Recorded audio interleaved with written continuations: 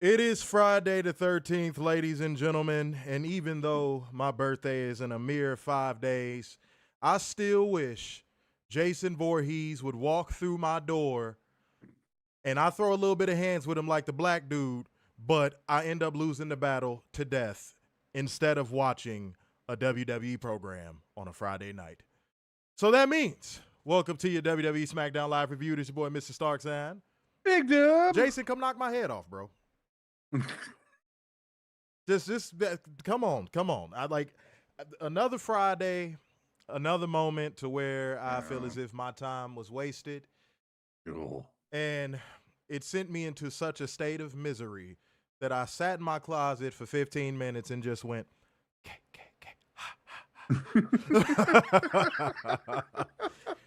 I don't even know what to do anymore, y'all. I had a great night last night, man.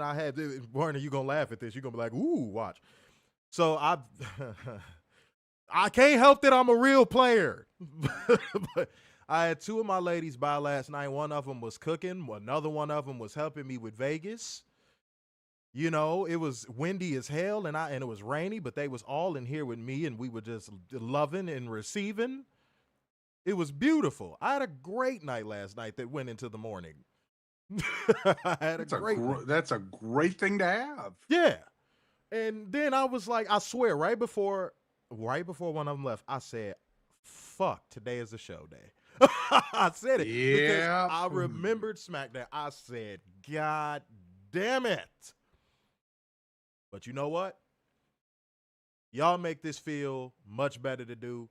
And the only way y'all gonna make us feel better tonight is if you be a part of that like gang, comment gang, share gang, and financial lubricant gang, beautiful people. We need y'all to step the fuck up. You know what I'm saying? Church is back. You know what I mean? So go ahead and donate so we could go ahead and get to church, get that holy and sanctified feeling in this temple. Not temple, but temple. So we gonna get that popping. Or at least I think we are. If not, then it's gonna be a quick ass show. Okay. Yes. Because we do have a job to do. It is bring you beautiful people the news, hold them one special, dumbass, accountable, and bring you facts, data, statistics as we go, because that is just what we do. Yeah. So, let's not delay y'all any further, man. Let's go ahead and get into 10 news. Let go. Oh, boy. So, Cody gave an interview. Fuck me. You could stop right there. God damn. Oh. Cody said, and I quote, I think bell to bell, you're going to get one of the better WrestleManias. I really, really like being a part of that WrestleMania.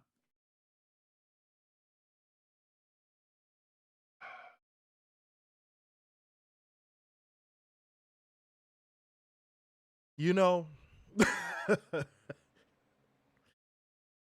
there comes a time in every podcaster's life. We don't believe you. You need more people, Cody. I don't even need to finish what I was saying. We don't believe you. You need more people. Chody. I'm sorry, Chody. Chody. No one believes that. At all. Okay, Pumpkin? Nobody, I promise, nobody believes that. You don't even believe that, Chody. You don't.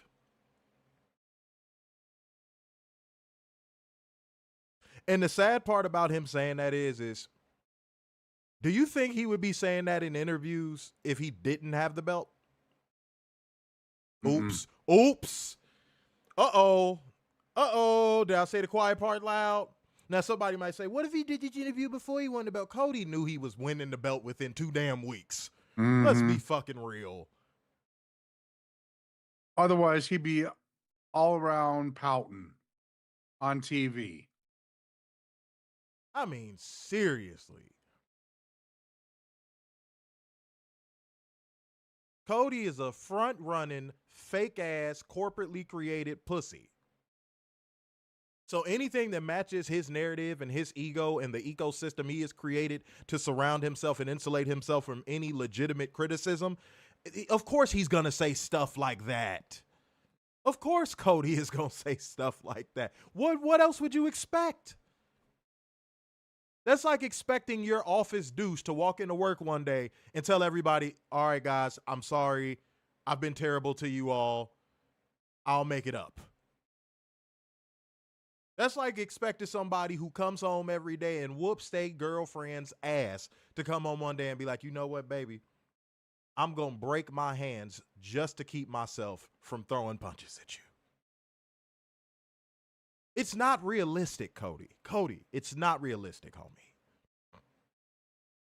I feel like it's coming over my spirit. I think it's the power of the church coming back. I'm going to say it again. Cody, we don't believe you. You need more people. Need more people. Like way more people. Like an Earth's amount of people. And then another Earth's amount of people.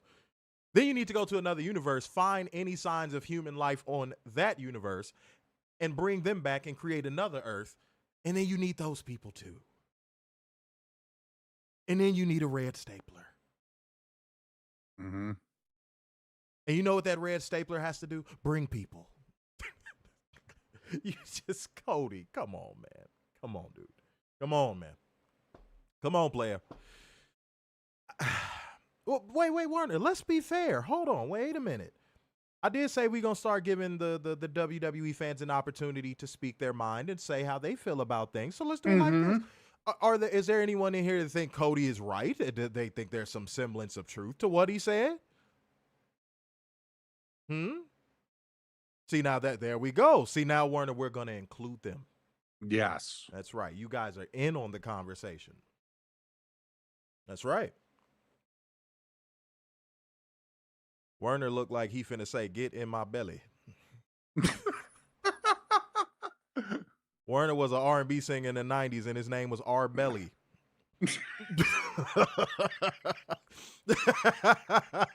That was the exact look he had right there. No facial hair.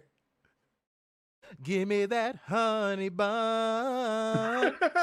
Give me that honey bun. I believe I can eat. That's right.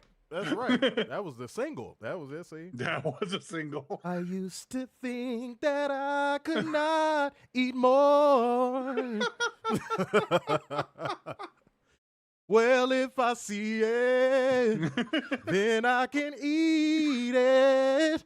If I just believe it. Mm-hmm. I ain't finna do it. I'm not going to.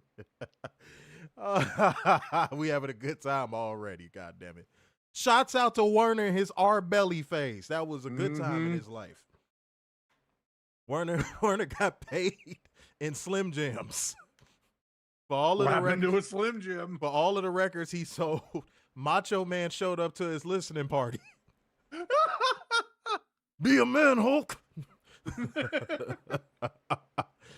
Oh, that's great. That is a good time. Robert came through with the 10 smackaroos, already getting us started. I'm feeling holy. Holy. It's already getting started.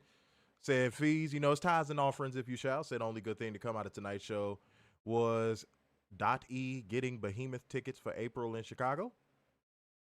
Okay. I'm going to roll with that. Yeah. I'm going to roll with that. Everybody put some form of food emojis in the comment section for Werner's Our Belly era. He looks back on that with fondness. But instead of young women, he went for trees. See? There's no laws on that. There's no legalities involved there. There we go. If he does go to prison, the EPA is going to find him and jump his ass. That's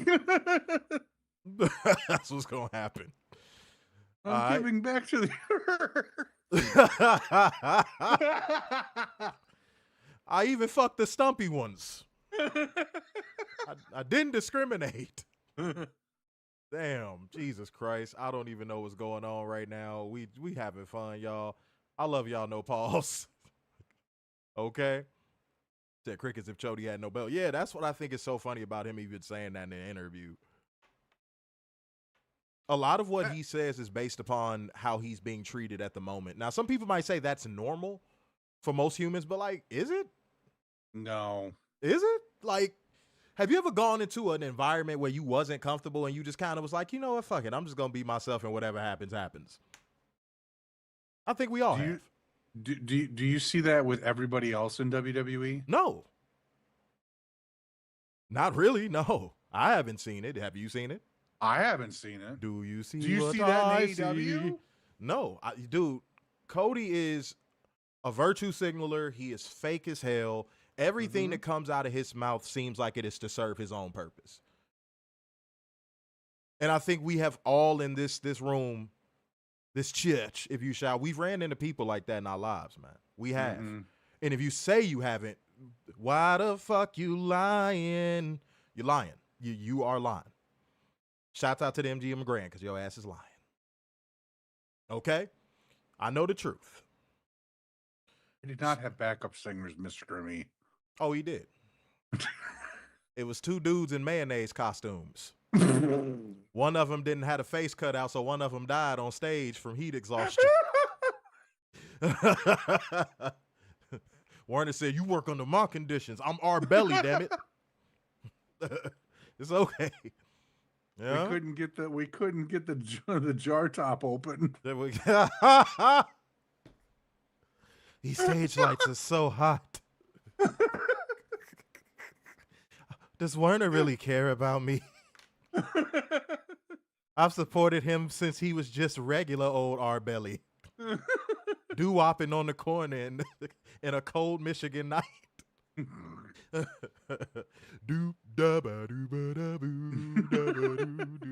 Just picture Werner with a Jerry curl doo-wopping on the corner.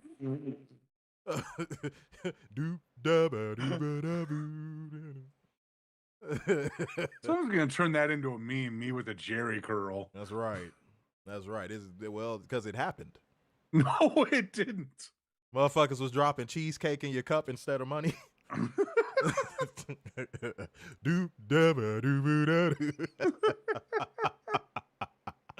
Step in the name of mayo is crazy. Said I know that is some mayonnaise tonight. And I'm from Chicago, so that's twice as funny. Oh, man. Oh, God. I'm going to put on my mayo shoes.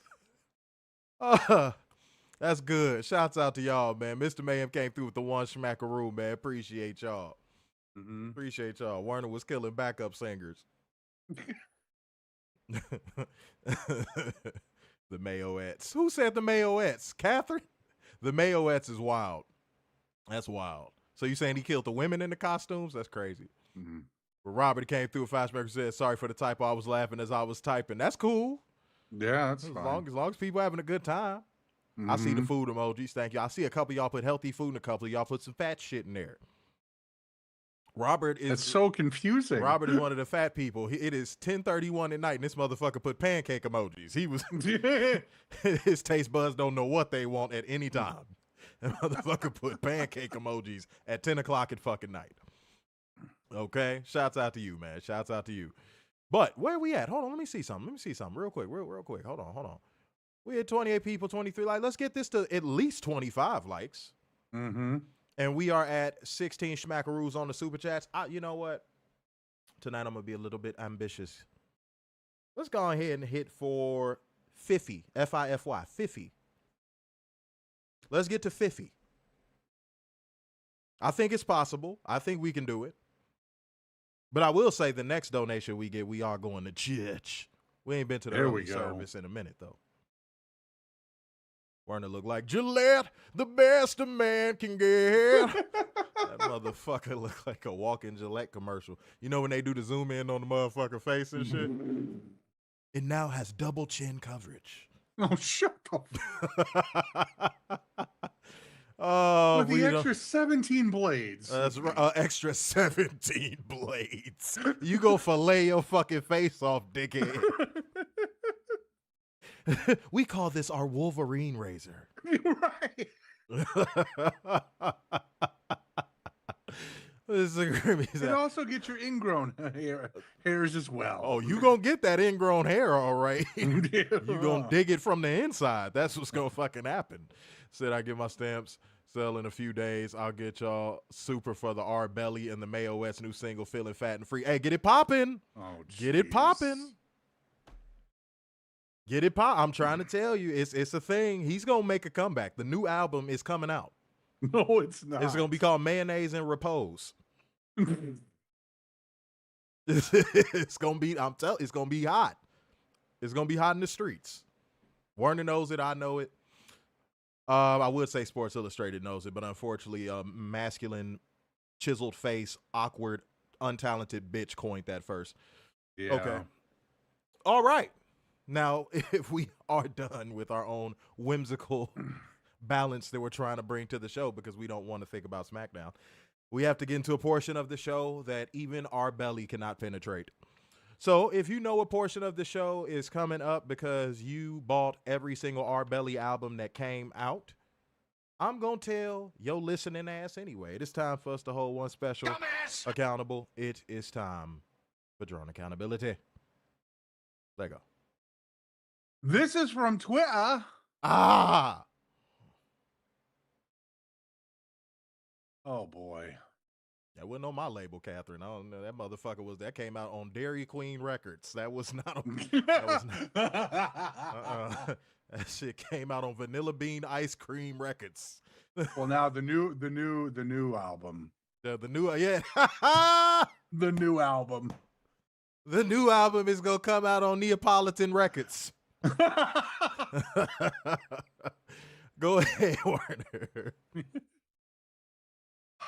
This person said, and I quote, I think AEW can do a much better job recapping things, reminding people of what happened. Oh, fuck You off. miss a week of shows, and it's like, too bad. The sickos even say it's your job to keep yourself up to date, not their job, which I think is preposterous.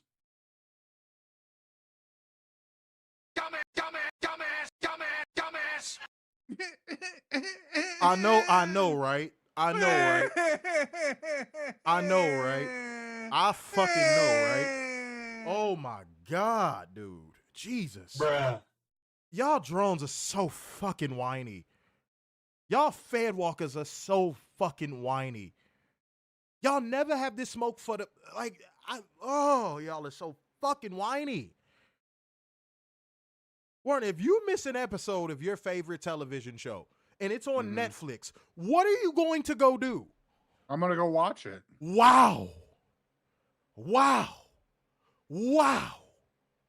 Unbelievable. Which you can do with AEW on HBO Max. It's just, dude, it has to be this just inconceivable concept, apparently. Yeah. Good Lord, man.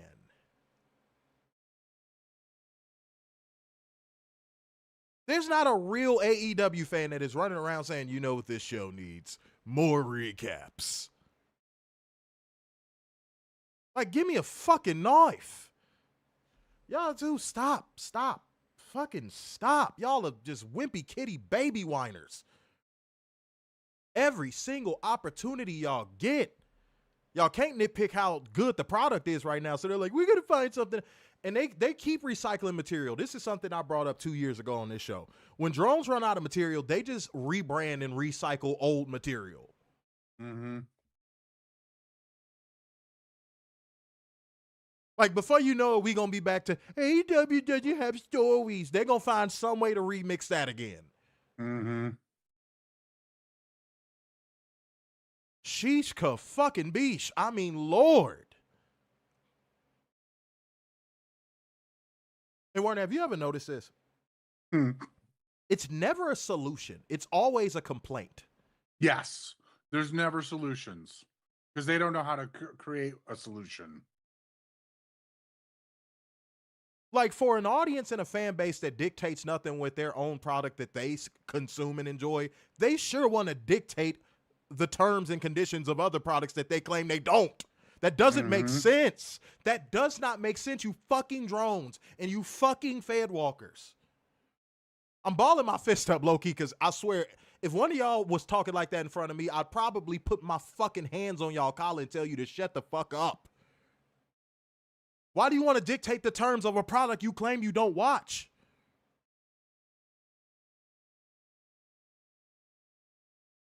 Y'all some hoe-ass sucker bitches, I swear.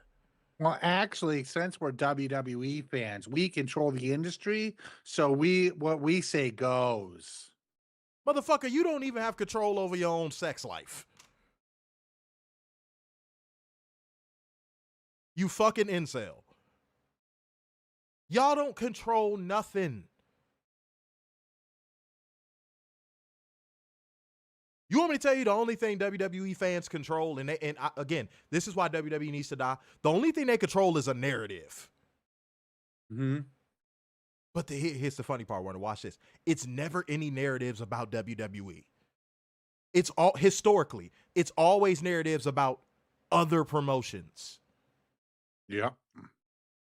That's historical. I'm not even just talking about WWE, AEW. No, I'm talking about WWE, TNA, WWE, WCW. Look at how the history of WCW has been revised over the years, over the last 20 years. It's disgusting.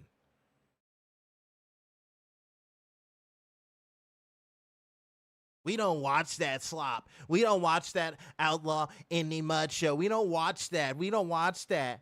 We just want to consume our cinema cuckoo. We don't even care about it. It doesn't even matter. It's not even mainstream. It doesn't matter. But yet, every time I get on Twitter, what do I see y'all bitching about?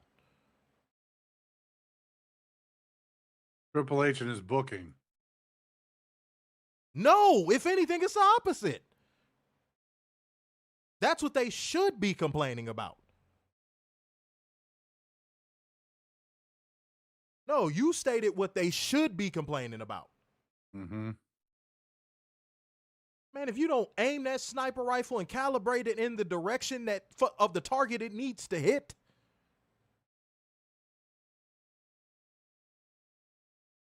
and what needle do y'all think y'all moving with that bullshit? Now, just because you control a narrative don't mean you control an outcome. But that was a bar. Yeah, that's true. That was a fucking bar. And that's a life lesson. For anybody watching this stream, that's a life lesson. To control a narrative is not to control an outcome. Your outcome is based on what you do and how you carry yourself and how you go about things that you do in life. And a lot of y'all's outcome is going to be spending time worrying about a product that really is doing great right now, when y'all should be worrying about what y'all blindly consume and y'all allow the shit in y'all mouth wide open.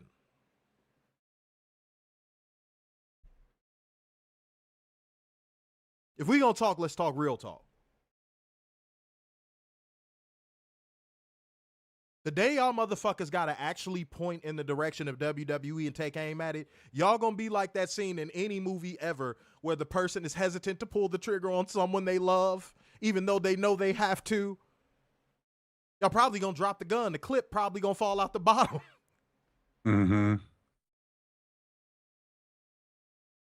what am I saying, Werner?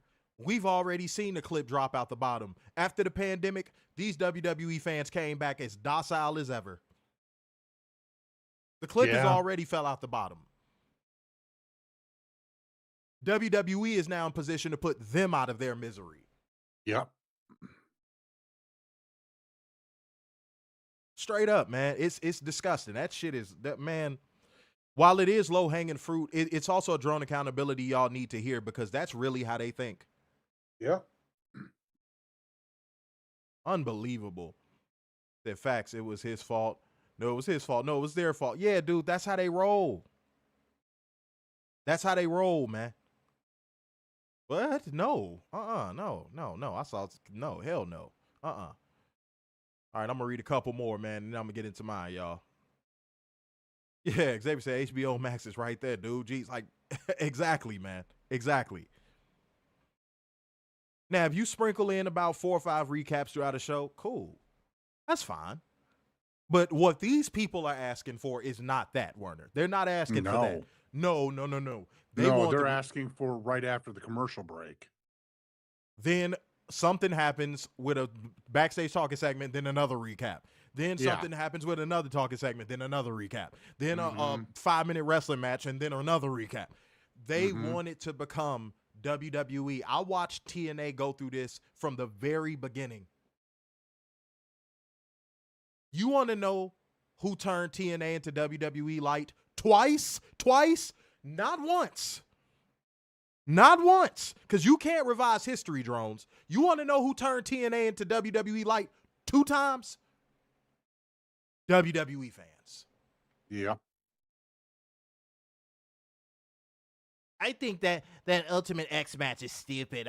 Somebody's going to die in one of those matches. WWE drones push so many narratives against TNA, even though TNA was actually innovating.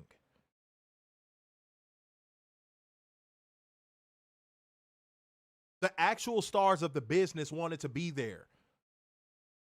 I think a lot of people forget Macho Man showed up there. Kurt Hennig showed up there. Sting was there. Like, dude, that was a place where legends wanted to be because they were innovating.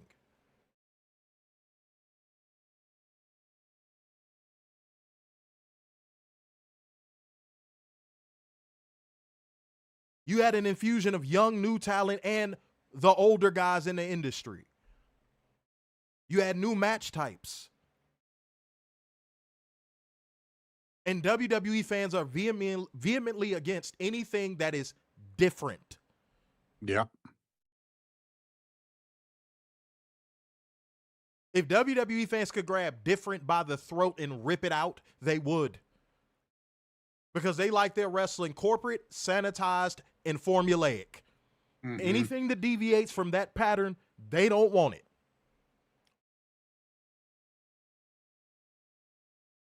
Give me a fucking knife. They don't want classics like Speedball Fletcher. Yeah, you're right. They want their yeets and yes.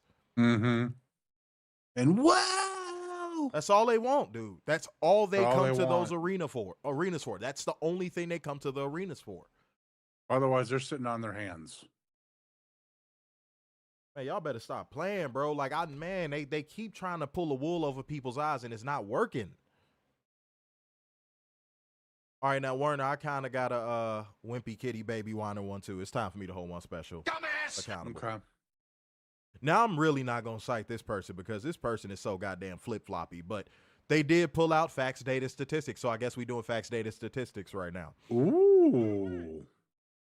Said, scam is in the denial. This is the context, by the way. Scam is in the denial. From last year, Mania ticket sales down 19%, Revolution up 14%.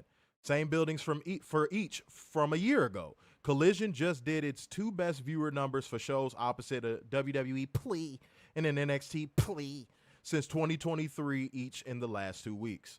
From 1 year ago in viewers this past week, Raw down 7%, domestic, SmackDown 31.1%, NXT down 25.2%, and Collision up 1.9 and Dynamite up 8.3. It is what it is. To which one person had this is probably one of the worst drone accountabilities to touch the show. 1, it's hypocritical. 2, it is the epitome of trying to have it both ways. So get ready. This person replied, "No one is celebrating a monopoly or defending WWE, you dumb fuck." First of all, I hate when you drones do that. Y'all do not act like that in real life. But I'll start over. No one is celebrating a monopoly or defending WWE, you dumb fuck. Math is not subjective. And Dave, oh, damn, I read it. Dave is a rambling idiot who thinks he can hem and haw his way into making it so. Defending reality equals defending WWE. Explain how his math makes sense to me, not how WWE is evil. This motherfucker Dumbass! Dumbass! Did you really just say defending WWE equals defending reality?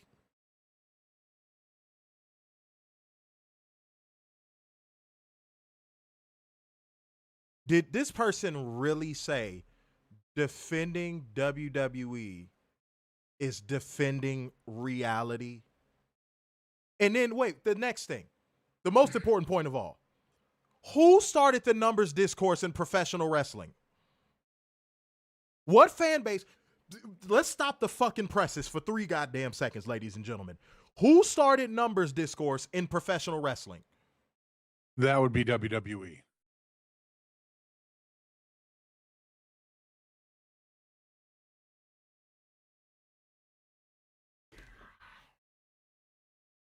You don't get to do that. WWE fans, y'all don't get to do that. Y'all don't get, just like how I said y'all can't use WCW 2000 as a measure of the worst product ever anymore. Y'all don't get to say nothing about numbers.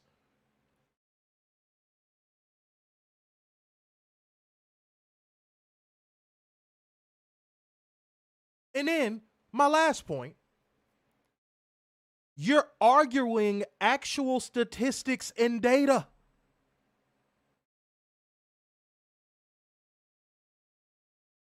Are you like, are we being for real? Are we being genuine?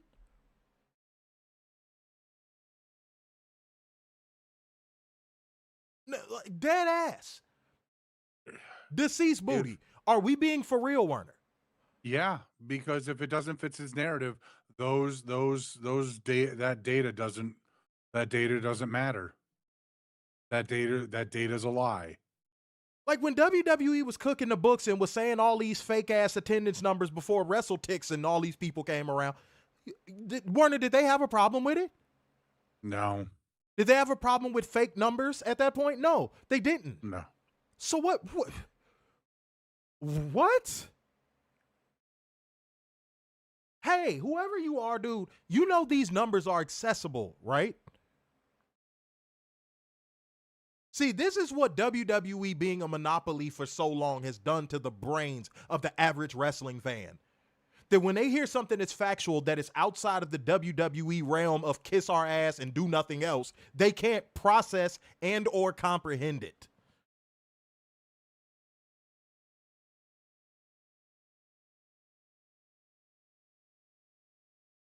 Like, what are we doing? And by the way, quick shout out. Matthew Shelton, that clip is fire, man. Appreciate it. That shit, I done put it up on platforms already and all that good stuff. Meant to let you know that. So appreciate you getting the clips popping. Because that's something I've been wanting to do. So shouts out to you, man. Hold on, let me make sure make sure that post did go through. Hold on. Okay, there we go. There we go. There we go. All right, there it is. Okay, we lit. There we go. But yeah, man, but the irony of saying math is not subjective, right? Right. But then WWE fans will turn around and praise an objectively god-awful product. The irony writes its fucking self. A WWE fan should not be talking about what's subjective or versus objective. Those two words should never come out of you guys' mouth, like ever.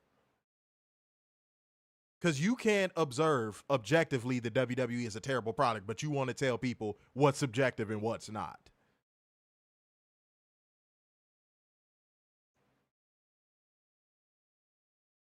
But remember, Werner, to defend WWE is to defend reality. Yeah, that's right.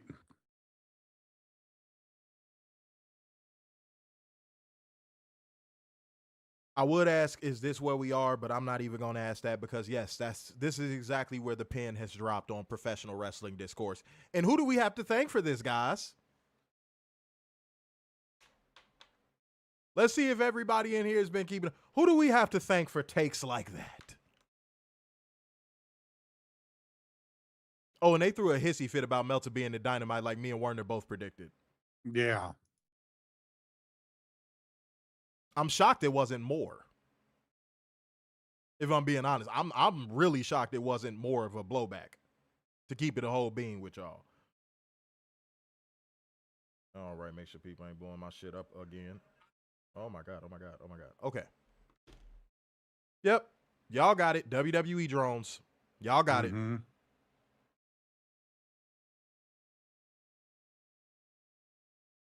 Hey, Warner, real quick, man. I'm going to ask a question to the people before we get into SmackDown. Y'all could drop y'all replies to this as we go. Sincerely, why do you all think WWE fans want to be the victim so bad? That's a genuine question. Why do y'all think, in y'all minds, in y'all own opinions, it's no right answer. I'm not looking for a specific answer. Why do you think WWE fans want to be the victim so bad? Damn. I was thinking about this earlier. That's a great question. I was thinking about this earlier, bro. Oh, this is going to be a tough one. Y'all going to have to think on this one. Said WWE fans are hypocrites. How many times they used to dance a funeral meme about AEW? Often, to answer your question. Yeah, take time to think on it. Type it as you go. Catherine gave an answer straight away. She said for attention. I think it's deeper than that. Yeah, I think it's way deeper than that. It's way deeper than that. Like, if it was just about that, they would just spam, well, they do, but like they would make it their duty to spam anti anything but WWE rhetoric 24/7. Like 2019. Yeah.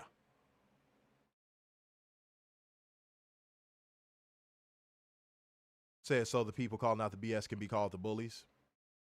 Well, that's a nice little take on it. That's a great take. That's a nice little take on it.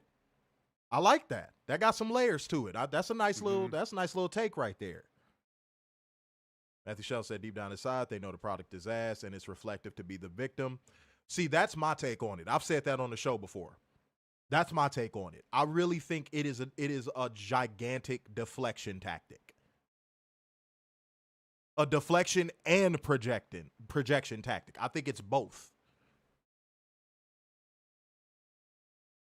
Real Deal Collar said it's not just an AEW issues with these drones. It's any company that even thinks to challenge their precious little baby. Precious little baby.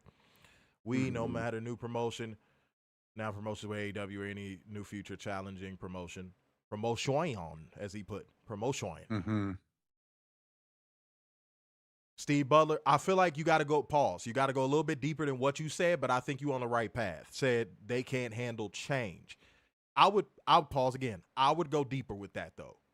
I know they only allow y'all so many characters, but some of y'all are on the right track, in my opinion.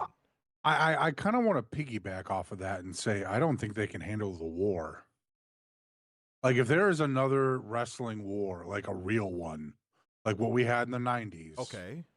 They're terrified that they're going to lose.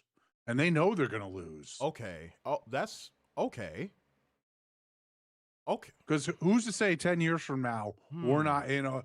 Now, I know, Tony, and we're not going to see head-to-head much, but it's only a matter of time before head-to-head happens. And they start losing big. Yeah, it's gonna come a point where going head-to-head, it will be feasible. Yeah, I agree. But that's what they're afraid of. So your take is that they fear that, hey, they are going to not only lose the war, but then they're going to lose their sense of purpose as a result of them losing the war. Yes. Okay. Let me see. Robert said they drank the Kool-Aid for so long they enjoyed the taste of poison. That's a fire bar right there. I like that. That's a good one too. Bang, bang. I like that. Bang, bang, bang. That deep down it was better with Vince despite his shitty self, and Ripple H. Ripple H is funny. Isn't the guy doesn't have grit, can't admit it's ass, and Chody isn't it? I'm going to rebuttal one thing you said. It was not better with Vince. No. Product-wise, no. No. Absolutely not. But everything else, I'm with you. said WWE fanatics are sad and pathetic. That's also something I want to start saying more on this show. So it's funny you say that, Malo. That's something I'm going to start saying more on the show. I'm going to stop calling them fans. I'm going to start calling them the full term. I'm going to call them fanatics. I need everybody to go look up the definition of a fanatic.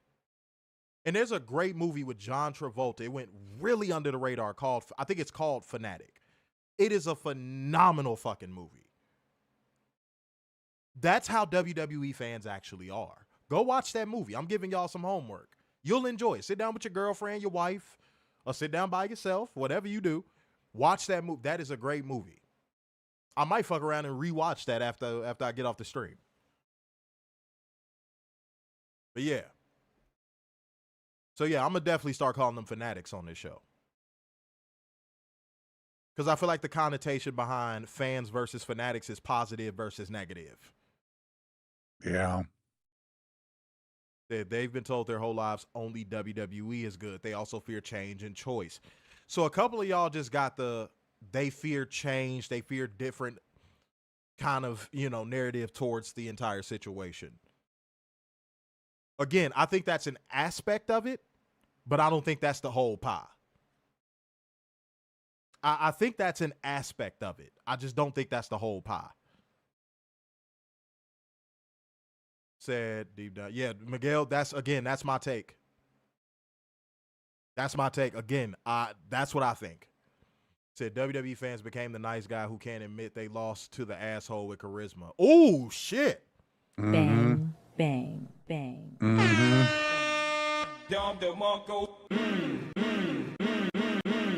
Coming from somebody who has been on both sides, and I am man enough to fucking admit it, I've gotten way more pussy as an asshole than I've gotten as a nice guy. Way more. And it ain't nothing worse in this world than sympathy coochie. A girl that finally let you hit after a few months because she feels sorry for you, or you caught her on a good night, that's the worst kind of pussy imaginable. Real talk. Said, going off what Werner said, they also know Tony Khan can last, because he has the bag to continue AEW. Yeah, I think that's a factor. Mm-hmm.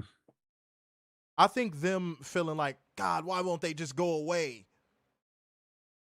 They hate the confidence that Tony Khan talks with when it comes to the product and like the merger stuff. Dude, they've been crashing out over that merger stuff. Yeah. Oh, he seems too confident. He seems too cocky about it. His product is going to get canceled. Why is he so cocky? So, Catherine, there's some semblance of truth to what you just said, for sure. Mr. Grimmy said that movie is amazing. I remember. Yeah, okay, you've seen it. Malo said he's seen it too. Yeah, dude, it's a great fucking film. It's a great film. It's called The Fanatic. Okay, cool. Bet. That's real talk. Yeah, because some fans felt left out when they told the truth. Those fans crawled back to the plantation to eat. That's a fact. That's a fact. That maybe they're realizing how bad things are in WWE and can't dare to accept the product isn't good. It makes them rethink their entire lives and devotion.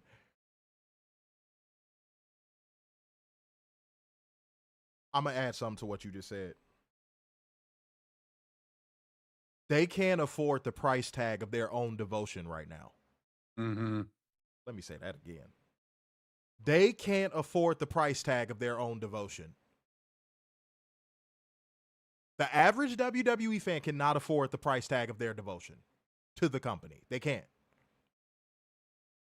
And I think that's something that's hurting them too. Deep down inside, that shit is eating them up. They won't admit it. They won't get on social media and go, man, I hate the fact that I can't go to every WWE show ever because I can't afford it. Right. I'm telling you. And shouts out to 37 people in the building, 33 likes. Let's get it up to 37 likes, beautiful people. Let's do that. And by the way, we are over halfway to the goal that I set for the night. I said 50. We at 26, man. Let's get there. And again, because y'all engaging, I'm going to read a couple more comments, and then we're going to get into the show. We making good time too. Only 45 minutes in. That's not bad. Wow. Not bad. Xavier said that's really a bar, and that's been the norm with sympathy coochie and how you get with asshole energy. That's a fact, bro. Like, sympathy coochie is not fun. It's not fun. It's dry. The girl ain't even like into it. It's bad. It's bad. When you have sex with a woman that really is into you, when I tell you it ain't no limit to what that girl will fucking do in that room with you. You could ask that girl to do 3 goddamn backflips. The girl ain't never done a backflip in her motherfucking life. Guess what that girl gonna do in that bedroom? Mm-hmm. I be telling fellas, build up attraction with your lady, man. Don't go for the women that want you. All these motherfuckers going for girls that don't even want them. I'm like, bruh, leave that shit alone. Robert said a person with extreme, unreasonable, or obsessive enthusiasm for a cause, religion, or activity often characterized by unyielding devotion. That is the definition of fanatic, is it not? Yeah. This SmackDown is coming to Raleigh, North Carolina. Next week, Laura Bowl ticks it between 170 and 250. That's a joke. Ooh. That's a joke. Not a funny one either. WWE about enough thought to the Fed Coast.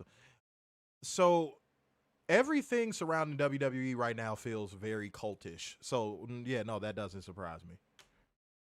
I wonder if there's a mental health aspect to it as well. Of course it is. Yeah, there's a mental illness with it. Of course it is. Absolutely. Yeah. Abso-fucking-lutely. No, you hit the nail on the head right there. I ain't gonna hold you. That hell yeah. All right. I hate to do it to y'all, but it is time to get into the show that smacks us down. Oh boy. Ladies and gentlemen, it is time to get into SmackDown. All righty, we get a recap of Cody winning the title again, because we need that, because nobody watched. Why didn't they recap people explaining the entire show of how the match made no sense to begin with? Exactly. You see how easy that I'm going to say his name one time. This is not y'all cue. You see how easy that is to do, Crying Brian? Yeah. You see how easy it is to do, to be a snarky little fucking know-it-all prick? You see how easy that is? Well, do you see how easy it is to be a whiny little hoe ass? Dummy. I can't stand people like that. Go ahead, man. Then we got the usual montage of talent arriving.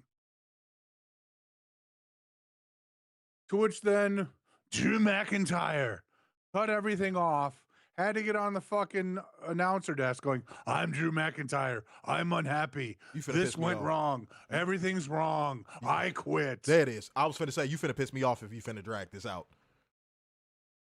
That's pretty much it. Jacob Fatu called him out, and he said he quits. You missed one word, by the way. Again. Yeah, again. Again. They rehashed it again. If I wasn't mistaken, I would think that Triple H has a literal personal vendetta against Drew McIntyre. Mm-hmm. I don't think I've seen, I'll say 30 people with worse booking than Drew McIntyre in the last 10 years.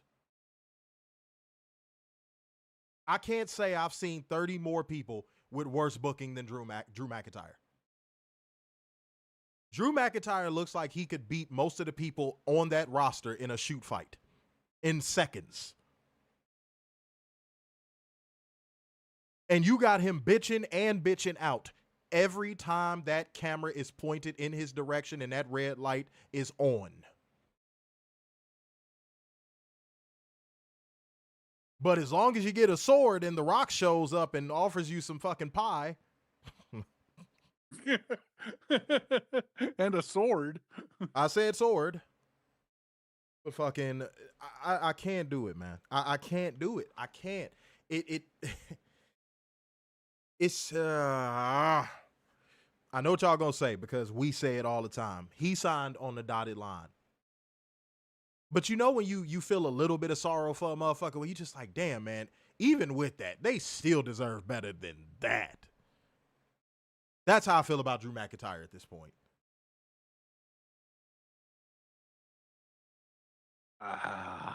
That's how I feel. Bro, look, they're bitching him out every time he's on camera. Yeah, every time he's on. Warren, imagine every time you walked out your house, somebody bitched you. Yeah. After about 20 times of being bitched, are you going to go outside? No. After about 5 times of being bitched, are you going to go back outside? No.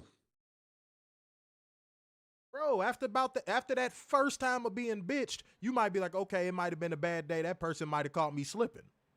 Mm-hmm. But that second time, you're going to be like, okay, what the fuck is going on? Then that third time, you're going to be like, all right, hold on, man. I got to stay in the house and devise a plan. Mm-hmm. Because I ain't finna keep getting bitched out here. But this dude has been getting bitched for like the last 2 years. Plus, if I really want to go there, this dude has been getting bitched ever since he didn't get an opportunity to win that title in front of fans.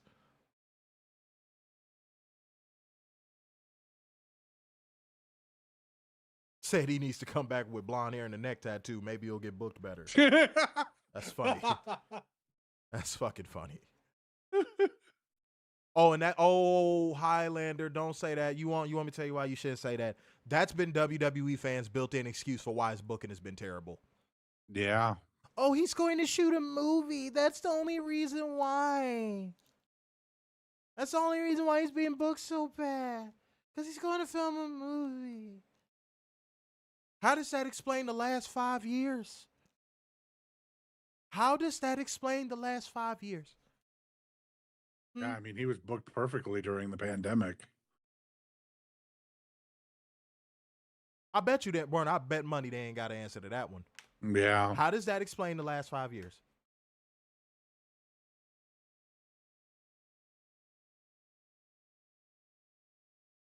It's a double whammy, too.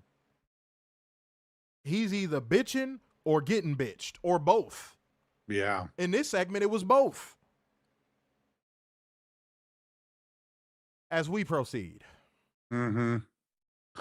Alrighty, up next, we got Solo and My Family's Tantric huddled up discussing strategy against Uncle Howdy and Eric Rowan.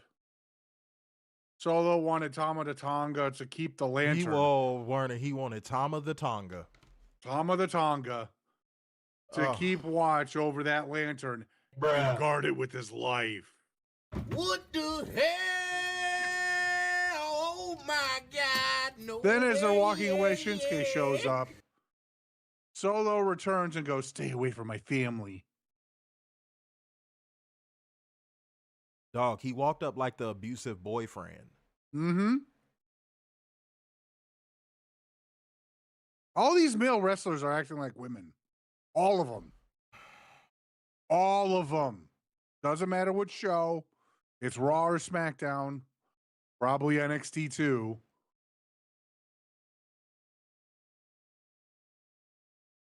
But this is female energy. It really is, bro. And why is Shinsuke fucking stalking Tama Tonga? That makes no sense. He has nothing he wants. No. He ain't got a belt. He ain't got what he gonna fight Tama Tonga for the lantern? Like what? Why is he? What does he keep stalking him for? I have no idea. We once fought in New Japan. So right. Exactly. You used to be a great fighter, but now, not so much. I bought the new Our Belly album. I want you to come listen to it with me. It's like, bro. I made a charcuterie board while we listen. I think I might have cut my finger in the process. I just like, what are we doing? What are we doing? I don't know.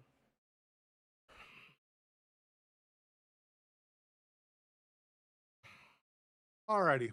You know what? Up next, we got Jacob Fatu angry at the world. Trick Williams showed up. Jacob Fatu versus Trick Williams was made for the main event.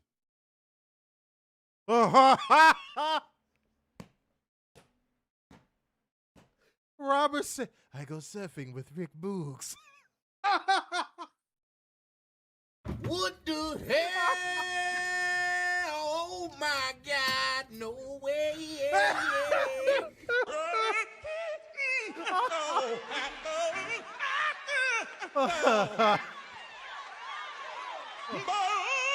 Hold on. Jesus be offense, that was funny. Oh, that was funny. Man, y'all sit through the financial lubricant. We need to go to church. That was good. That In was my fun. Toyota. I go surfing with Rick Boogs. In my Toyota. That's funny. I know Jay Book from B2K. That's hilarious, bro. I just heard it in his voice immediately. That's what made it funny. Oh my God, man. Yeah. I listen to Our Belly as well. That's right. That's funny as a bitch. God damn. Why is he following Tama Tonga? I don't know. I still didn't get the answer They've been to my doing this, question. what, now for 3 months? I still didn't get the answer to that question. I'm waiting for the answer to that question. There's a lot of questions we still don't know why Brock Lesnar and Cody Rhodes fought. Why did 2 the summers masked ago. man did the Cupid shuffle? What I like there's more questions than answers when it comes to the WWE product. Exactly. Let's keep going. All right, we got our first match. Oh boy, Uncle Howdy and Eric Rowan versus Solo and Tala Tonga.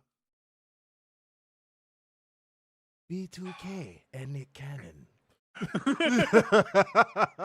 All the children watch as we surf. That's right. But fucking this match was a clusterfuck. It was. It really was. It was poorly produced. The wrestling was ass. Goodness gracious.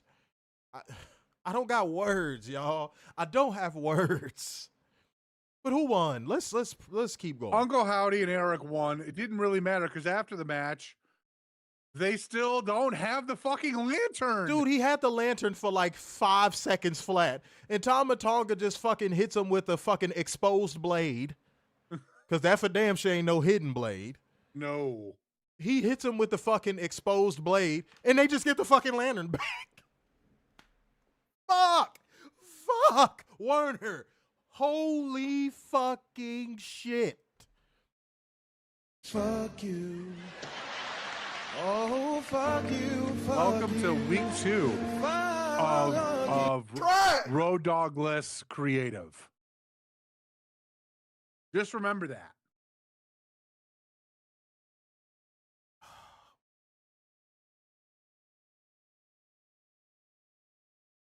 Man, WWE got more scapegoats than if Jack Perry knocked up 1 million bitches.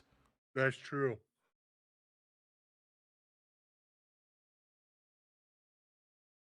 Alrighty. Kiana James and Julia cut a terrible promo against Tiffany for their match tonight. Quick note. Did anybody else notice the transitions on the show tonight were really bad? Like the production was terrible tonight. It was like audio jumping in and out from the arena, going backstage to segments. Like it was like year 1 AEW bad. I'm so glad they got better with that. Yeah. Like every transition tonight was really weird. Who was back there in the truck? We're wacky and we're trying to be just as gritty as AEW. We make mistakes. Yeah. We're not perfect. Even though our whole product is one big fucking mistake. Yeah. And she'll like it too. Fuck off. I saw a commercial for that tonight. Oh, you got way too excited to tell me that. I saw a commercial for that tonight. I saw a commercial. I bought my free trial. I called the number. All right, bro. You ain't got to get that excited telling me. But it's all right. Go ahead, Warner. All righty. Up next, we got Jade Cargill versus Michin. Or Mia Yim. You actually called her that name unironically. I don't know what made you just do that. What happened there? That was just a fail on my part. That's what happened when you shave your beard off. Yeah, apparently. Jade won when Jade licked Mia Yim's face and chokeslammed her and hit the Jaded. They tried to make this match like one of those, look, we're going to prove that our system works and Jade can wrestle. It was one of those where we're going to show you guys. I hate when they book like this, Werner. Like, yeah, we're going to show you we know better than you. You think you're going to get this, but we're going to give you that. We know Jade can work a 7-minute match if her moves are kept to a bare minimum. We saw it where?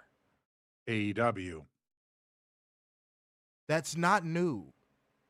That's not going to make everybody all of a sudden go, Jade Cargill's a phenomenal worker. Yeah. We've seen it. That's not new. Like, why do y'all keep trying to book like y'all know better than everybody? Like, stop. We don't believe you. You need more people. You need more people. Continue. Already after the match, Jade tried to be interviewed, but just took the mic away from Kathy Kelly. Jade said that the whole world thinks she should be scared of one woman, Rhea Ripley. Jade said she didn't see a challenger or a threat in Rhea, and said she wasn't afraid of anything in her whole life. And Cargill promised to beat Ripley at WrestleMania, and she said she would always be on top. Her delivery is so awkward, and Rhea's delivery was so awkward. I'm just going to skip ahead because I don't even want to get into that, really. Yeah. Their deliveries were so awkward because despite what y'all want to believe, it seems as if Rhea has pulled the white girl victim card and has made it to where this feud is now going to be astroturfed. It is going to be nerfed. Nobody sounded like they believed anything they were saying in either of their promos. And again, the reason why is because, likely so, Rhea Ripley went to the office and was like, she better not say meany things about me. Right. I'll put her over, but you better assure me that she doesn't say any meany things that aren't scripted. So there's no heat. They have drained the heat out of this feud. They have found the world's strongest vacuum and they have sucked the fucking heat out of this feud. So it just feels pointless now. This entire feud just feels pointless. Yeah, just because she's from Australia don't mean she not still a fucking white girl. Mm-hmm. Continue. Oh, boy. Alrighty, up next, we have Cody Rhodes chatting with Nick Aldis about the contract for WrestleMania. Real quick. How many times do we need to see this with Cody? It seems like every fucking month he's been champion. We have a contract signing, and him and Nick Aldis are backstage holding the contract going, oh, everything looks good. I don't have anything bad to say. Here's the contract. What's the fucking point of this? Werner, to answer your question in no uncertain terms, there is no point. In no uncertain terms, because I know you're that type of person, as am I. No uncertain terms, there is no point. They don't know what they're doing. Why do you think they've hot-shotted so many title changes? They don't know what they're doing. Y'all know, they don't. Y'all ever go to like y'all favorite, I don't know, where's a place where you could get this? Sometimes you'll have a restaurant that you go to where they'll have like a random offering. Like they'll have like a plate where they're like, hey, we got these items. You'll get a mixture of either these three things, these three things, or these three things, and it's a mystery. Like a sushi place or something. Like they'll be like, okay, we're gonna give you these rolls, but we pick them. It's like chef's choice. Y'all ever been to a place like that? That might be too fancy for some of y'all. I ain't gonna lie, but I've been to I like almost had a Chef's panic Choice. attack going to one of those. You said what? I almost had a panic attack going to one of those. Oh, bro, because you don't know what's gonna come out. Exactly. But yeah, no, I've been to a Chef's Choice restaurant. That's what, if you're going to WrestleMania, that's what you're getting. I hope you know that. You're going to a Chef's Choice restaurant. You don't know what's on the menu. You literally just don't know what's on the menu. You're going into it hoping you get something good on your plate. Because, they'd be like, okay, you're getting a 3-course meal, but we're bringing out what we're bringing out. Like, y'all got to understand, I've been to, like, music industry parties where they do that. Like, the only thing they ask you is, any allergies? Yeah. That's what you're getting with WrestleMania. You going in there hoping you get something good. But let's be real. No. Let me see. Xavier said, I understand that concept. It's not a concept, it's real. Yeah. These are real restaurants. They a little pricey. They're a little pricey. They pricey.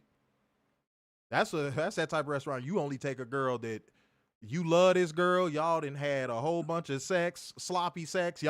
Man, this girl rock your world. That man, you don't take no regular woman to no restaurant like that. It's a lot of them in Vegas. I'm definitely gonna hit one of them up while I'm out there. It's a lot of them in Vegas. But it'll be a themed restaurant. Don't get me wrong. Like, it won't be like you just walk in and they be like, hey, we got fried deer ankles. No. You'll know the cuisine. Like, it'll be a Japanese restaurant, or it'll be like, a Mexican food restaurant. But Chef's Choice restaurants are dope, though. For the most part, they're dope. Yeah. I'll tell you what a spinoff of it is, and Werner, it'll probably click with you when I say this. Fogo de Chao is kind of like a spinoff of it. Yes. It's like the less fancy version of it. Fogo de Chao is like the less fancy version of it. Still phenomenal food. Oh, of course. Of course. Fogo de Chao is still a fancy restaurant. Don't get me wrong. But like a Chef's Choice restaurant is like upper echelon. And I know Werner will love it because they keep feeding you. Yep. Like, depending on how many courses you buy, they don't give you like no little cutesy portions. No. If they say, hey, one of our items that we do have that could possibly come out is like a fucking tomahawk steak. And I know Werner's probably like, yes. Yeah, I did one. It was Mother's Day. It was Chef's Choice. It was in Wheaton, but it was Chef's Choice, and it was 15 courses. Yep. There it is. And I was like, I'm full after 5. I don't know what I'm going to do with the other 10. Bruh, and they'll bring you out like all types of, it'll be a spread. Yeah. You get like 6 appetizers, 4 entrees. Palate cleansers to every other entree or course. Man, if you leave one of them joints and you not full, something might be wrong with you. Yeah. Now, it's again, you're going to pay about $120 per plate. You're going to pay about $120 per plate. Just going to keep it a bean. Some places it's $200, but it's worth it. It's worth it. I ain't going to lie. It's worth it. The 12 course for mine, it was nuts. Dude, it is phenomenal. Some people do it for their weddings. Which that's got to be a bag. That's a grip, I'm sure. Motherfucker, I'd be like, look, I am inviting 6 people. Right. It's just going to be family and it's just going to be intermediate. For real. Oh man, you put some on my brain with that. That gotta be a griznip. Yeah. Woo! Woo! Cause that shit can range from 120 to like 300 a plate. Yeah. Damn. Imagine that with like 50 people. Jesus. Fuck. That's why wedding planners ask you what's your food budget. Yeah, exactly. Woo! That's why I'm surprised they don't like more weddings don't do like Italian style or Italian family style dinners. Because it's always, especially with white weddings, it's always that group of people that, oh, I don't want to eat that much bread. I don't want to eat that much carbs. Oh my God. It's always that little whiny portion of people that get invited to the wedding that don't want that, you know? Yeah. But I'll be like, hey, bitch, it's my wedding. You don't want to eat it, don't eat it. Exactly. On me. Go to McDonald's after the motherfucker or something. Shit. Said per plate, dang. Not like you pay each plate you get, but like no, like your plate, like your courses, your serving. So like you per person. Yeah. I'm sorry, I'm doing that fancy talk. My bad. Said my idea fancy is Chili's. That's cool. Chili's is the spot. Yeah. Yeah, Chili's has really turned it around. That Pick 3 Smokehouse combo, man. I go to Chicago Ridge all the time and get that joint. That shit $30 all day long. I get a half rack of ribs, chicken tenders, and motherfucking brisket quesadillas. Mm-hmm. Look out. Look out. All right? See, we having fun again, y'all. I'm sorry. All the new people that's watching probably like, hey, wait a minute. I want to get in on this. That's one hell of a name.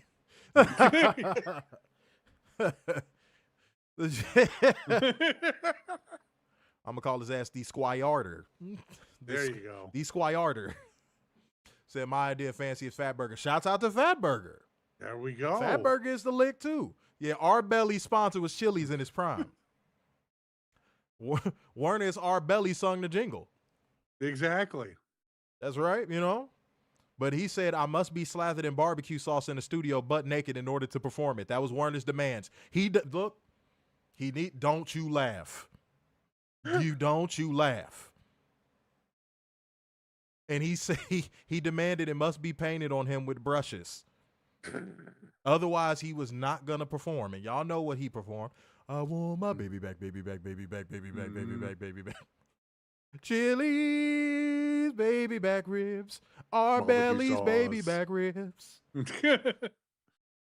know the jingle. Y'all know the jingle.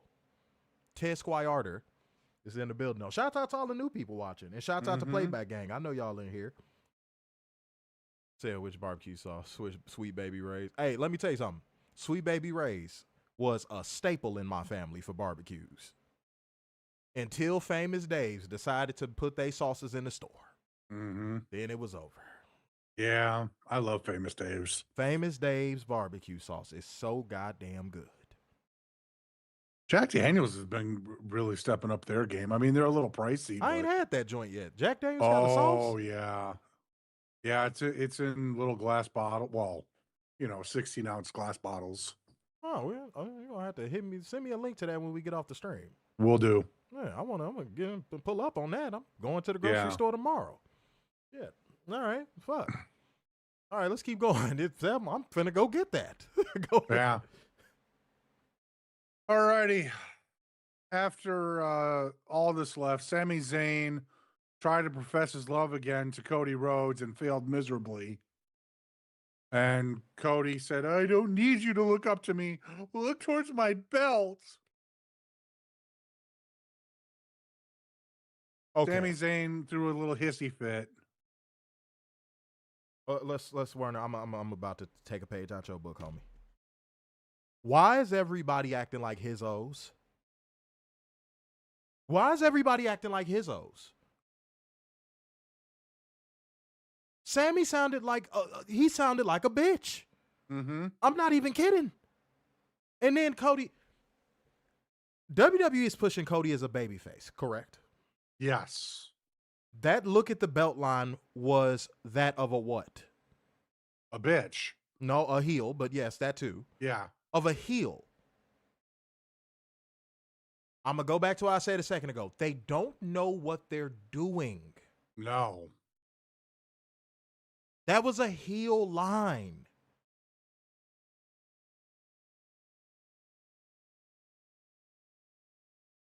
And you can't do the, oh, well, it still doesn't make sense thing after you've already booked it. It's done. He won the belt. It's done.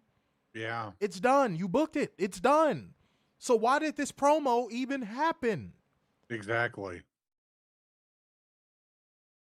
Yeah, exactly, Xavier. Why is he still doing it?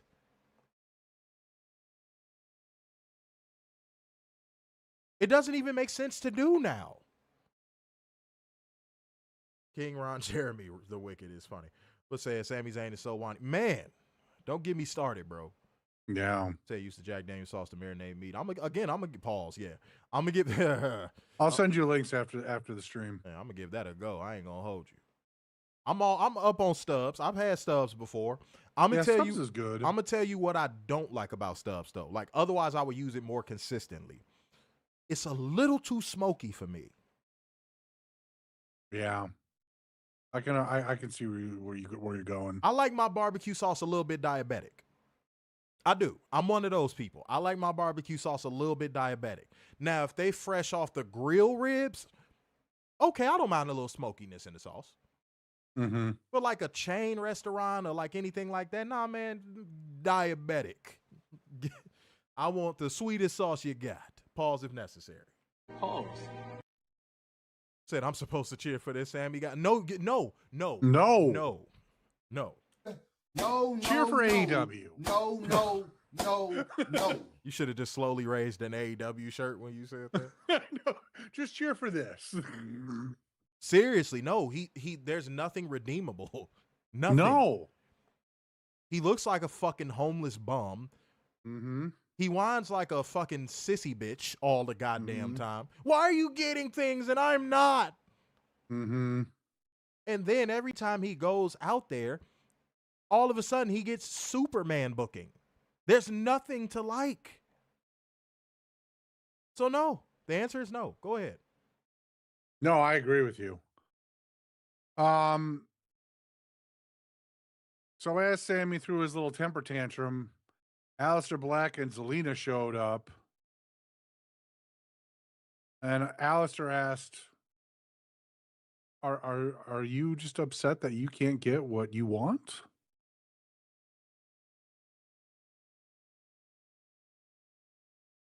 And then Sammy just threatened Black to stay away from him.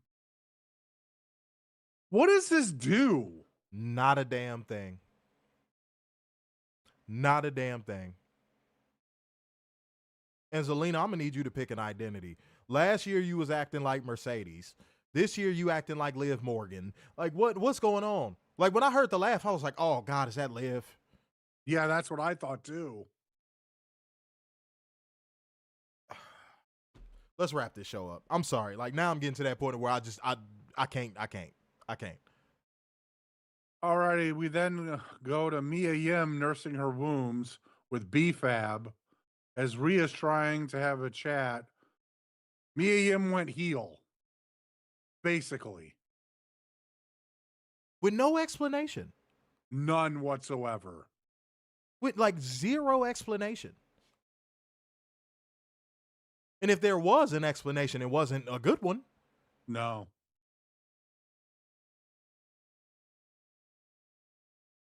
Then the Bella Twins made their way down to the ring. Oh, man. And they got no pop. They said the reason they were there is because they're next in line for the Women's Tag Team Championships. And Brie just said in the interview that she was complaining about them benching her, basically. Mm-hmm. But WWE doesn't do that. Yeah, no, only AEW. The quote literally just came out today. She was complaining about motherfuckers benching her, right? Yeah. And she had said, if I'm not mistaken, I hate misquoting people, but she essentially said they told them, oh, we'll bring you back when we have a story. Mm-hmm. What's the story? Apparently the Tag Team Championships. This was as random could fucking get. No, not apparently. They said this before they disappeared. Why didn't they just stay? If that was the story, why didn't they just stay? Yeah. Oh, I know why. Because, again, they don't know what they're doing. This is chef's choice at this point. Mm-hmm. They don't know what they're doing. And all of the courses have fecal matter in them. Yes. They don't know what they're doing. They don't. Go. Alrighty, up next we have the WWE Women's Tag Team Championship match. Nia Jax and Last Legend versus Charlotte Flair and Alexa Bliss. Doesn't really matter because it ended via disqualification.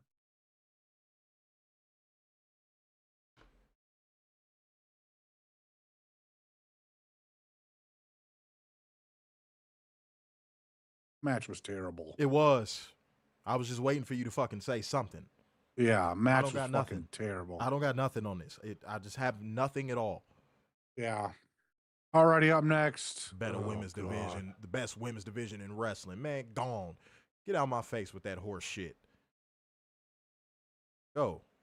Jelly Roll had a chat with Damian Priest Escape. and R-Truth. Escape. I'm doing it. Nope. Hell no. I'm bringing Escape back. Hell no. Don't tense up, man.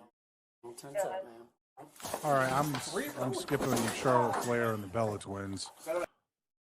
Damian Priest and R-Truth versus Los Garza. What a shock. Damian Priest and R-Truth won.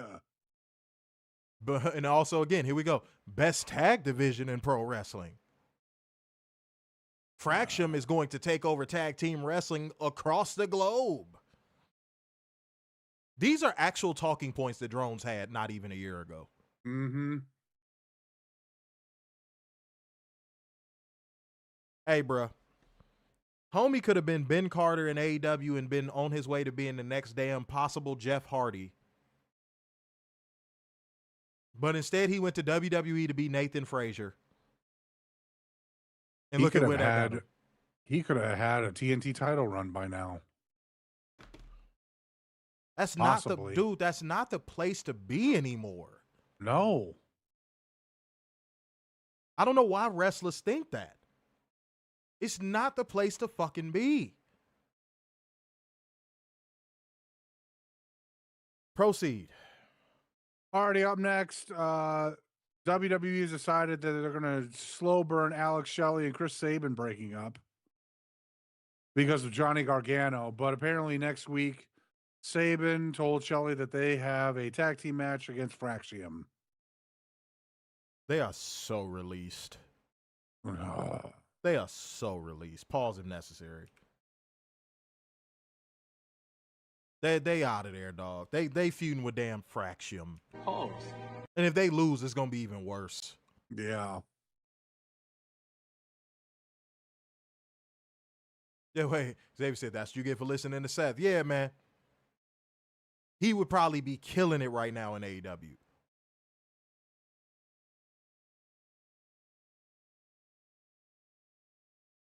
That's a great question, Mr. Grimmy. That shows that you actually pay attention to the products you consume. That's attention to detail. Said if they were going to just have R-Truth with AAR Priest, why not do it back in the Judgment Days, Prime Days? Yeah, when it was actually hot. Yeah. Mm-hmm. At least with that audience. It wasn't hot to us. But when it was at its most hot with that audience, they didn't pull the trigger. Oh, my God. Yep, you know, Matthew Sheldon, you knew I was getting ready to say it, but yet, here we go, yet and still. Motor City Machine Guns were worried about how they were going to be booked in AEW. That was their concern.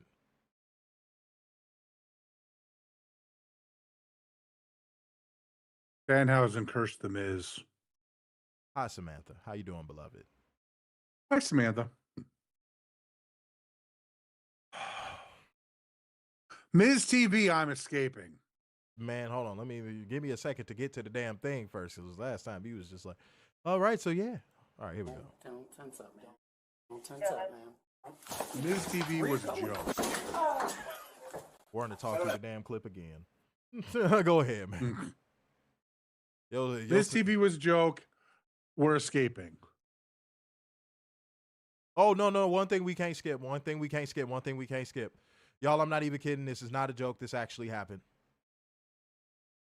Wade Barrett brought up, I forget what set it up, but he literally said something about the pinnacle of they, them, or some shit like that about Kit Wilson.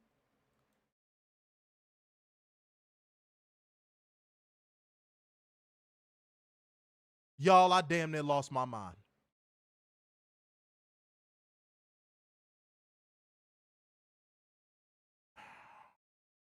Warner, how you was struggling to keep some words back a couple weeks back about him, and dude, I'm struggling right now.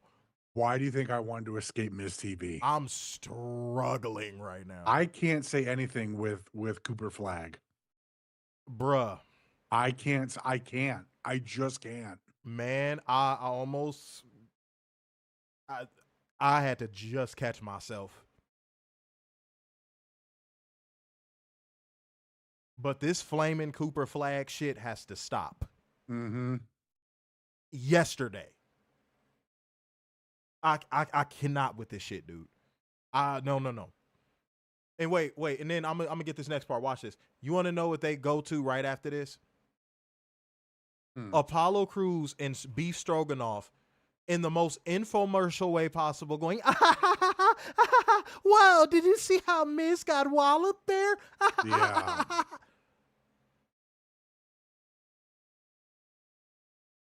And then Carmelo Bow Wow rolls up and he starts, talking about everything and saying, I understand what you said about your mom, man, but B. Stroganoff says he just doesn't get it because he's stuck between extremes of ultimate confidence and self-doubt, and that's the only way he knows how to live because he doesn't know peace. And then whenever WWE tries to make a reference to anything mainstream, they always fail. Carmelo Bow Wow tried to make a fucking Bam Adebayo reference, and he called him Bam Adebayo. Yep.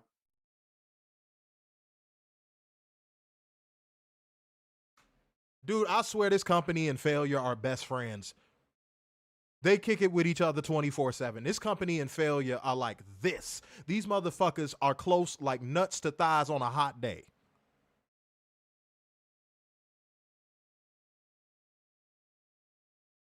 And Beef Stroganoff said, I can't fight you because I'm fighting myself. And that's that. Is he on his fucking period? Is he on his fucking period? Is he Again, on we his go back menstrual? to what I said at the beginning of the show. Why is everyone acting like a female? What? What? Oh, I don't want an opportunity at anything. I just, what? I just want to fight myself. And then I'm going to go knock on a door.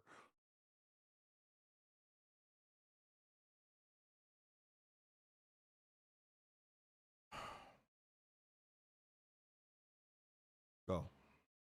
Just go. Tiffany Stratton tried to cut a promo, but Chelsea Green showed up, and then Tiffany rolled her away, and she made her way to the ring.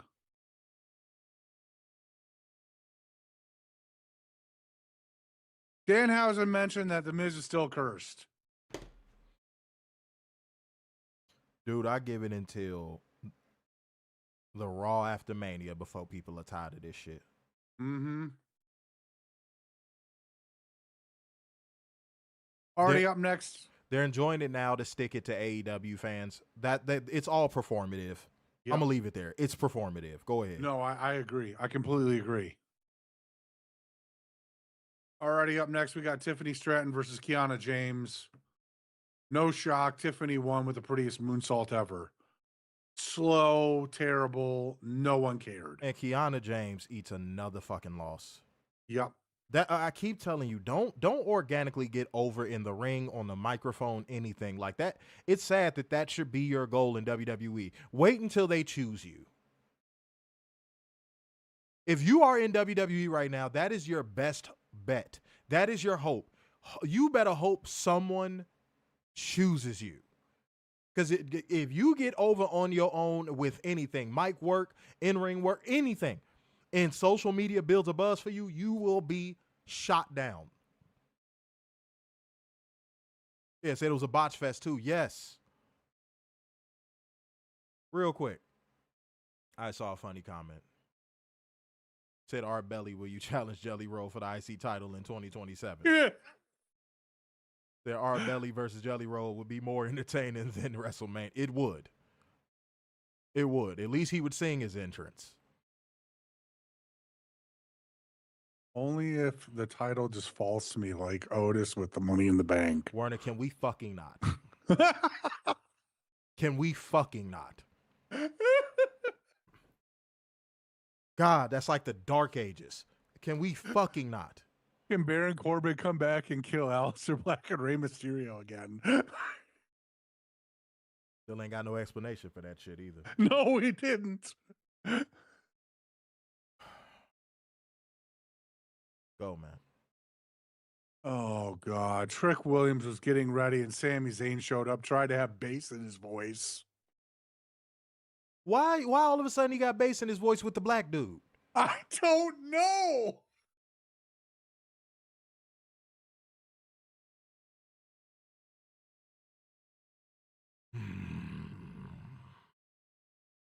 Trick said he'd drop him where he stood if he didn't have a match next. Zayn said, I'm not hard to find. Shut your bitch ass up. Sammy, I will kick you in your vagina. Oh, man. If you don't get your, you better run head ass on somewhere, man, oh. Werner, they're trying to find ways to make it worse. Yeah.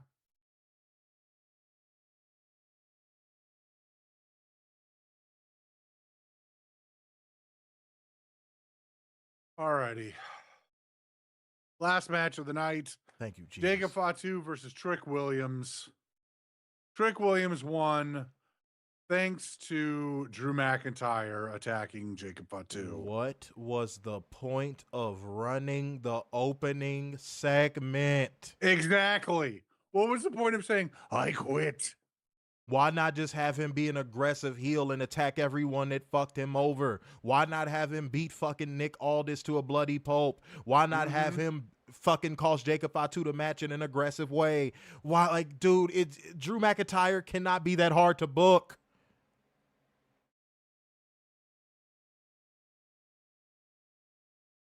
Oh, my Lord.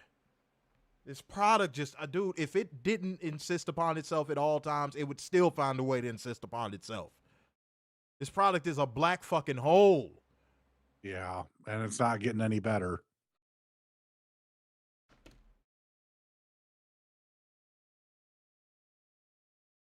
All righty, we're at the main event. Contract signing. Please have I got this. Please have sympathy for Cody. Look at how much Randy Orton just made him bleed, and we turned Randy Orton heel, even though Randy Orton is inherently more over than him.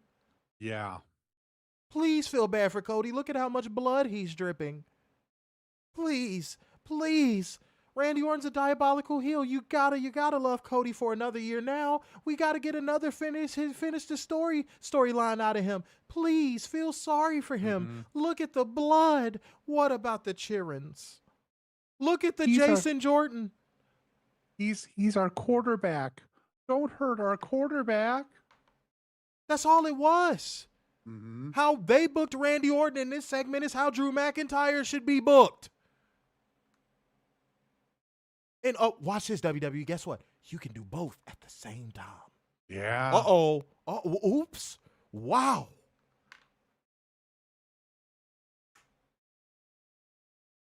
I didn't feel sorry for fucking Cody. If anything, you want to know what's funny? It felt like he had it coming.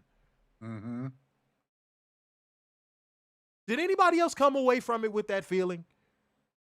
I was like, well, shit, he had that coming. The dude gets inserted into fucking everything.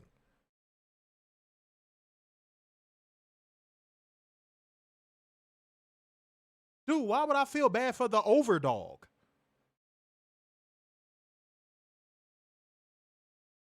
Why would I feel bad for the golden boy? Yeah.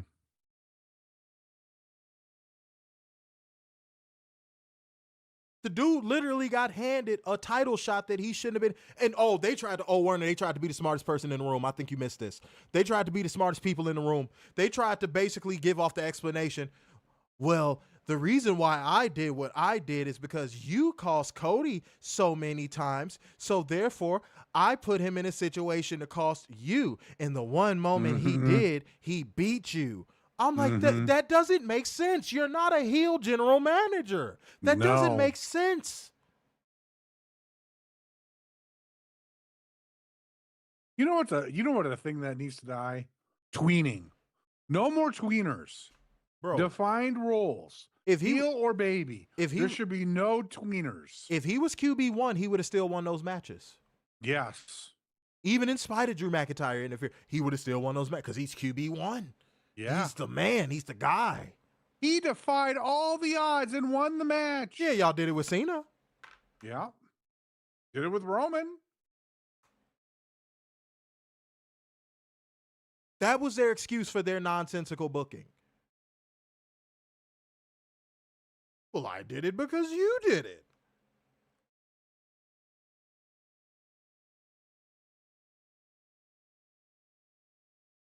If a bum licked the side of your face right now, are you going to lick the side of his face back because he did it to you? That's how dumb that sounded.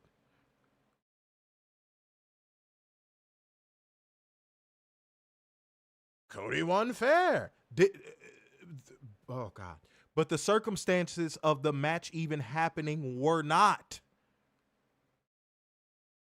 That explanation does not do away with the nonsensical booking.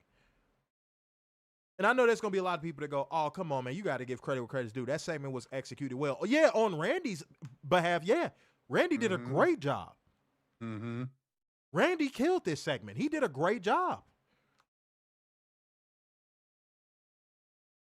This was very well executed on Randy's behalf.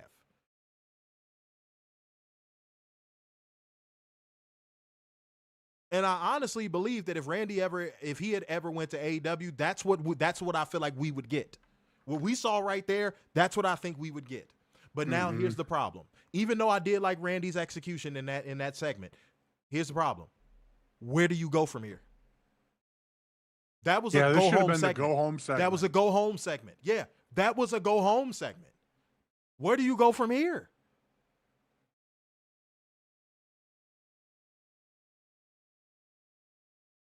That's the best you're going to get. Yeah, I mean, they said tonight, 36 days away. That's 4 SmackDowns away that you could have held off on that. That was the golden go home segment right there.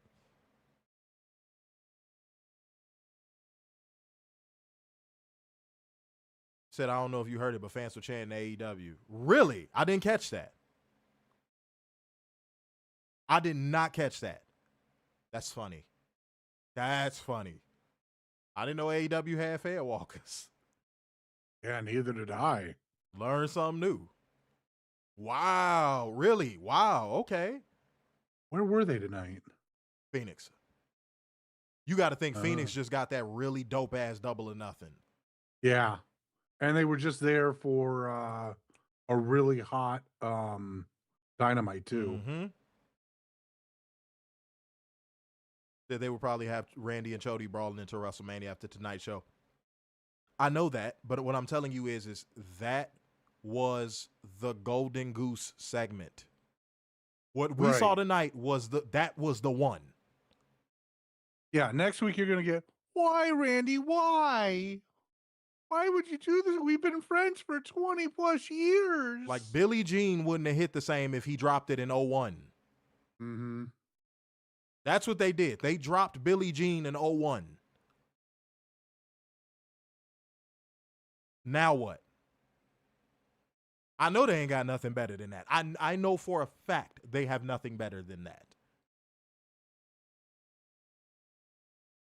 Said, is it fair to say both promote share some fans? That feels like a trick bag question. Mm-hmm. That feels like a question that has no right answer. You get what I'm saying? Like that feels like one of those questions where there is no right answer. I'm not going to opt out of it because I ain't no bitch. I would reframe I'm going to reframe your question because again, that seems like a trick bag question.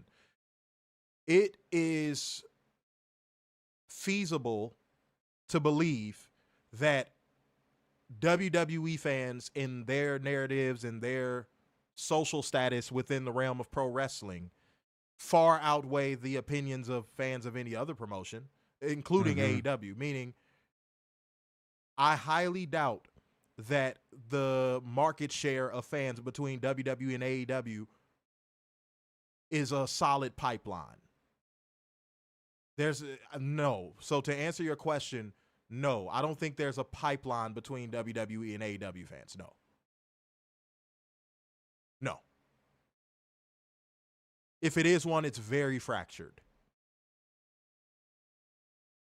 Like there's leaks in the pipeline. It's not a sturdy pipeline. So, yeah, no. Yeah, that was like you asked that question like how the feds try and trip you up in an interrogation room. Now, luckily, I know better. But luckily I know better. But yeah, I see what you tried to do with that one. That was you almost got me. And Werner, stop leaving me out to fucking dry, motherfucker. You can answer a question, you punk ass bitch. And don't just copy what I said. Come up with your own shit. I try not to. No, say. Respond to the question then. Go ahead. What was the question again? Real quick. How about you look at the comment section and find out? It was from Killer Red.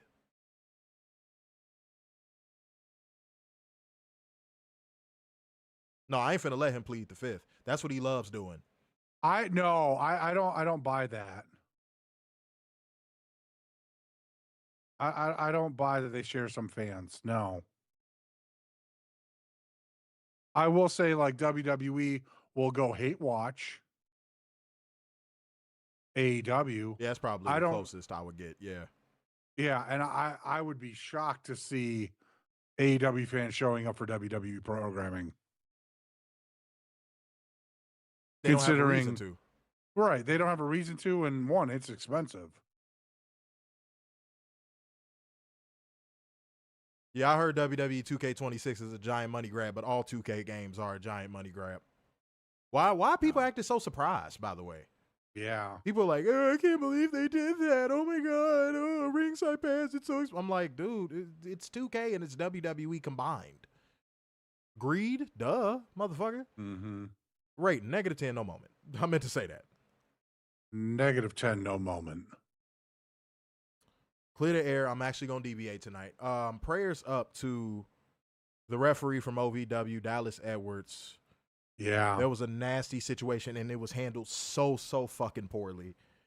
I spoke to somebody that was there working OVW at the time. I'm not going to put them on full blast, but they weren't happy about it either. Everybody felt it was backstage felt it was handled the wrong way. And I feel OVW's statement was not good enough. And I just want to send a prayer to that guy, man, because that was terrifying. You know, when you seen your own mother have a seizure right in front of you, you could definitely empathize. You know what I mean? Like it just, and I've had friends through the years have seizures in front of me, you know. That was and it looked like a grandma seizure too. Like he could have died right there in that ring. I'm not even going to, I watched it one time and I will not watch it again. Yeah. So prayers to that referee, man. That was scary. And I try not to put the stuff like that into it about Al Snow and all that stuff. I'm not even going to do that right now. I'm not. Because it's not about that. It is his promote. Like, he does run that motherfucker. So, yeah, him being silent is terrible. But it was something he said that, in hindsight, looks kind of crazy right now. Mm-hmm. And I think y'all know what I'm talking about. That's all I'm going to say. I'm going to leave it at that. I want the focus to be on that referee. And, again, prayers to him. Prayers to him. That was terrible. That was fucking terrible to watch. Go ahead. I'm going to deviate as well. Prayers to the family and the Jewish community over in West Bloomfield Township after that attack yesterday. Mm-hmm. That's just nasty work. Heart goes out to those families and the victims of those families. Yeah, man. This world is getting too crazy, man. Mm-hmm. It really is. But yeah, man, guys, we rocking it out, man. Get some prayer emojis in the comment section before we get out of here, man. Get some prayer emojis in the comment section before we get out of here. I want to see all that good energy going up, man. That's what I want to see real quick. And I know we can make that happen. You know? Let's get that bussing. Did they take 10 away from my super chats? It was at 26, if I'm not mistaken. Now it's showing 16. What the fuck? Mhm. That's random. I'm going to look into that. Now they're stealing our money? Yeah. I peeped that shit. They think they slick. But no, that's something to worry about later on. It ain't no big deal.